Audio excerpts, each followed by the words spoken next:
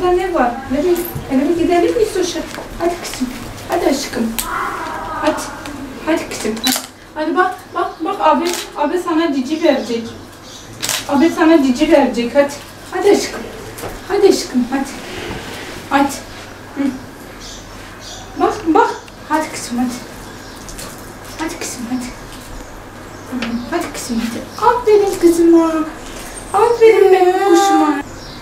Hadi. Hı. Aferin. Nisa, ne yapıyorsun kızım? Ne yapıyorsun gülüm? Nisoş. Yiyecek mi?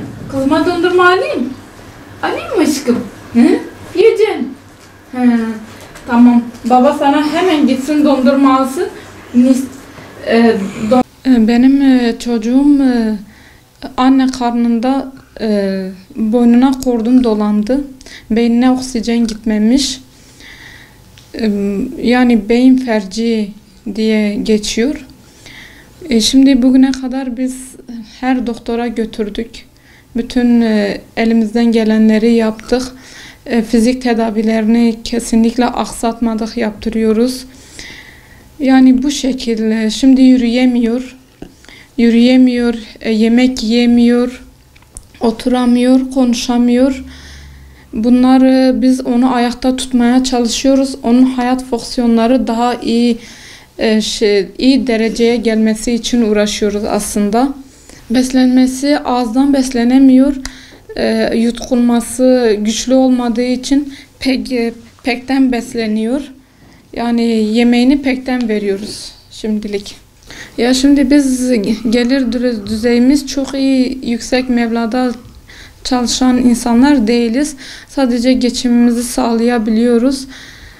Bu hocalarımız da doktorlarımız da diyor eğer bu çocuk ayakta tutabilseniz, yürüme eğer olabilirse daha iyi duruma gelebilir, yemek yiyebilir, edebilir. Bütün kasları falan çalıştığı zaman çok daha iyi olabilir diyorlar. Biz de bunun için elimizden geleni yapmaya çalışıyoruz aile olarak. Şimdi biz bugüne kadar elimizden geleni yaptık. Normal cihazları biz hepsini alıp getirip denedik. Ama bizim çocuğumuzun için eksik kalıyor. Doktorlarımız, hocalarımız bu robotik cihazı öneriyorlar. Bu cihaz sayesinde yürüyebilecek.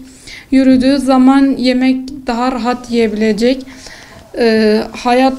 Hayat şartı daha kolaylaşacak kızım için. Bu yüzden hocalarımız bunu öneriyor.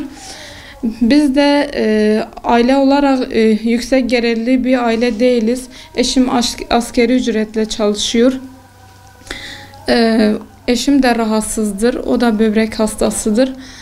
Yani buna rağmen Allah'a şükür geçinebiliyoruz ama biz bu cihazı karşılamıyoruz. Bizim için çok yüksek meblağda. Bu cihaz da robotiktir.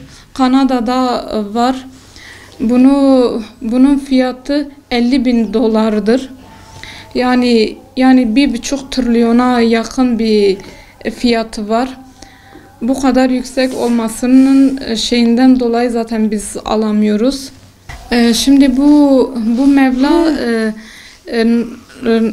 gelirleri iyi olan aileler için normal olabilir ama asgari ücretle çalışan bir aile için yani yüksek bir meblağdır. Biz istesek de toparlayamıyoruz. Yani kalkıp da borç edinsek ne yapsak da biz bu parayı denkleştiremiyoruz.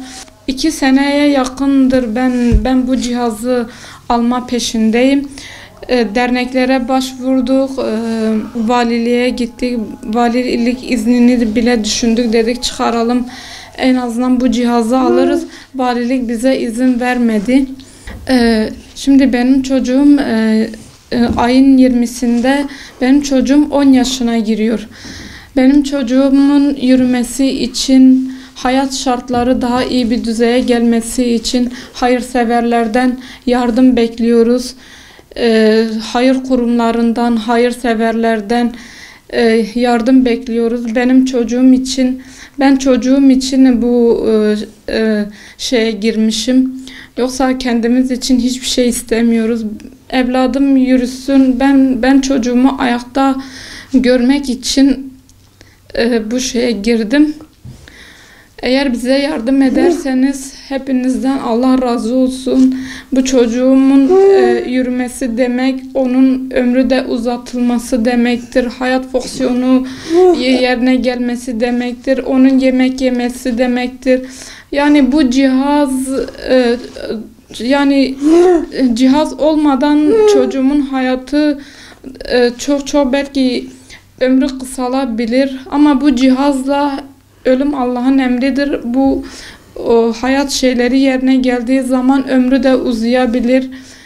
Organları için, vücudu için, kasları için, yemek yemesi için. Bu her şey için, zaten insan için hep yürümek. Eğer yürümezse benim çocuğum yatalak kalacak, hep yerde olacak. Ama o cihazla yıllar yürüte onun hayatını daha kolaylaştırabiliriz. Allah rızası için herkesten yardım bekliyorum. İyi düzeyde olanlar için diyorum. Allah herkesin, kimseye göstermesin bu evlat şeyini. Biz yaşadık, kimse yaşamasın. Rabbim size, cümlemize teşekkür ediyorum. Allah razı olsun hepinizden.